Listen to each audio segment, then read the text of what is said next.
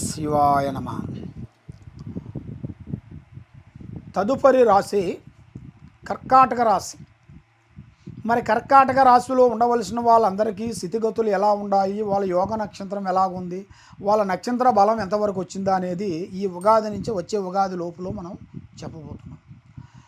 మరి ముఖ్యంగా పునరస్తు నక్షత్రము 1, 2, 3, 4 పాదములు అనగా, పుష్పమి నక్షత్రము 1, 2, 3, 4 పాదములు అనగా, ఆశ్లేష నక్షత్రము 1, 2, 3, 4 పాదములు కలిస్తేనే కర్కాటక రాశి ఫలితాలు. మరి ఈ రాశిలో ఉండవలసిన వాళ్ళకి మెయిన్గా ఆదాయము, ఖర్చు.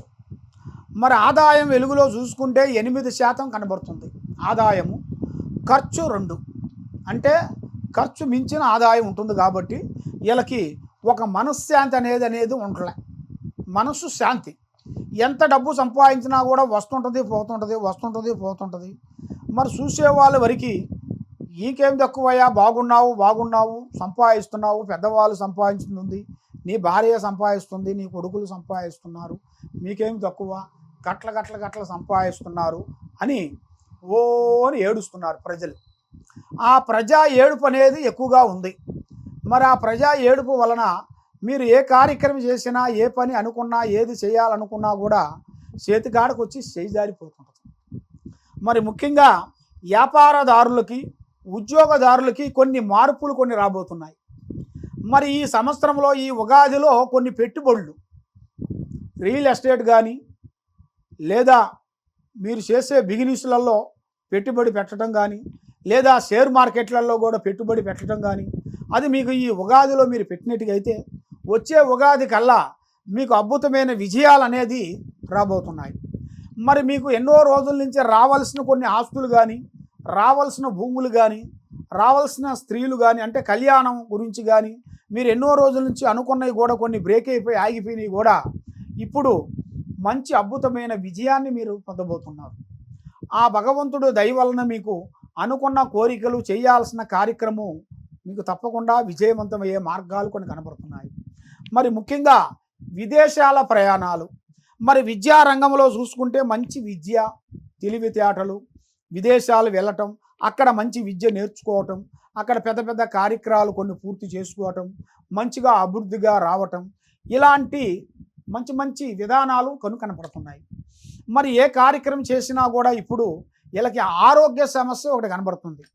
ఆరోగ్యంలో కూడా కొన్ని లేనిపోయిన సమస్యలు, కొంతమంది మన మీద కూడా కొన్ని లేనిపోయినవి కూడా కొన్ని పూజలు చేయించడం, కొంత డిస్టర్బెంట్ చేయటం, ఇలాంటి కొన్ని సమస్యలతో సతమతం అయిపోతుంటారు. కాబట్టి ఏ పని అయినా కూడా వీళ్ళకి ముఖ్యంగా కుటుంబంలో వైవాహిక జీవితం, అంటే భార్యాభర్తలకి ఒక మంచి అద్భుతమైన విజయము రాబోతుంది. మంచి కార్యక్రమాలు, మంచి పనులు అభివృద్ధిగా రావాల్సినవి కూడా దగ్గరికి వచ్చినాయి. మరి ఈ సంవత్సరంలో వీళ్ళకి దైవ దర్శనములు, అంటే దేవుడు గుళ్ళు, ఆ భగవంతుడు దర్శనాలు వీళ్ళు వెళ్ళాల్సి వస్తుంది. వీళ్ళు ఊహించరు ఫలానా టైంలో ఈ టైంలో వెళ్తాను అనేది వీళ్ళు అనుకోరు. అది అనుకోకుండే వీళ్ళ జాతకములు అనేది కొన్ని వచ్చేస్తాయి, ఎదురుకొచ్చేస్తాయి. దాంట్లో కూడా పెద్ద కార్యక్రమాలు కొన్ని పూర్తి చేసుకుంటూ అభివృద్ధిగా చేసేసి మీరు విదేశాలు వెళ్ళినా, వేరే గుళ్ళకి వెళ్ళినా మీకు అన్ని శుభాలు కలిగే మార్గాలు కొన్ని కనబడుతున్నాయి. మరి అన్నిటికన్నా ముఖ్యంగా మీరు చేయాల్సిన దైవ బలం, ముఖ్యంగా శ్రీ గణపతిని మీరు పూజించాలి. ఆ గణపతిని మీరు పూజించినట్టుగైతే విద్య గురువు, ఆది గురువు గణపతి. ఆ ఆది గురువుని మీరు పూజించినట్టుగైతే మీలో ఉండాల్సిన అష్టకష్ట దరిద్ర దోష నివారణ పోతుంది, ఆరోగ్యాలు బాగుంటాయి, మనస్సు శాంతిగా ఉంటుంది, ఏ కార్యక్రమం చేసినా కూడా మీకు అన్ని విధానాలుగా బాగుంటుంది. మరి మీరు ఎక్కువగా పూజించాల్సింది గణపతితో పాటు శ్రీ సమ్మక్క సారలమ్మ అమ్మవారు, మేడారం సమ్మక్క సారలమ్మ చాలా గొప్ప దేవతలు. అమ్మవారిని ఎన్నో కోట్ల జనాలు కూడా పూజిస్తున్నారు. కాబట్టి ఆమె కుంగు బంగారం అయిపోయి ప్రజలందరికీ ఎంతో బాధలో ఉండవలసిన వాళ్ళు కూడా ఆ గుడికి వచ్చిన వాళ్ళందరికీ ఎన్నో మంచి మార్గాలు చూపించింది. అదేవిధంగా ఆ అమ్మవారిని మీరు పూజించినట్టుకైతే మీకు అష్టకష్ట దరిద్ర దోష నివారణ పోతుంది, ఆరోగ్యాలు బాగుంటాయి, మనశ్శాంతిగా కలుగుతుంది. ఏ కార్యక్రమం చేసినా కూడా మీకు అభివృద్ధిగా వచ్చే మార్గాలు మీ జాతక యోగంలో అనేది కనబడుతున్నాయి. కాబట్టి మీరు ఏ పని చేసినా, ఏ కార్యక్రమం చేసినా కూడా మీ పనులు, మీ కార్యక్రమాలు ఎవరికీ చెప్పి చేయొద్దండి. పని అయిన తర్వాత చెప్పండి. పని కాకముందు ప్రాణం లాంటి స్నేహితుడు కానీ, మిత్రుడు కానీ, బంధువు కానీ ఎవరికి చెప్పి చేశారనుకోండి, దానివల్ల చాలా చాలా చాలా వరకు ప్రమాదంలో పడే మార్గాలు కూడా కొన్ని కనపడుతున్నాయి. కాబట్టి ఇప్పుడు టయాలు కూడా కొంత అనుకూలంగా లేని దానివలన మనస్సు నిలకడగా ఉండలే. పండుకుంటే నిద్ర పట్టదు.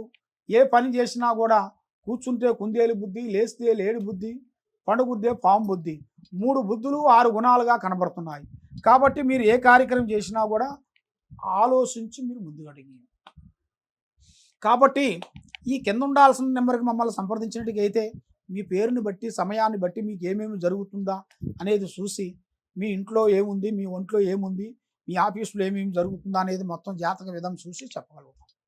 సర్వే జనా సుఖినో భవంతు. ఓం నమః శివాయ.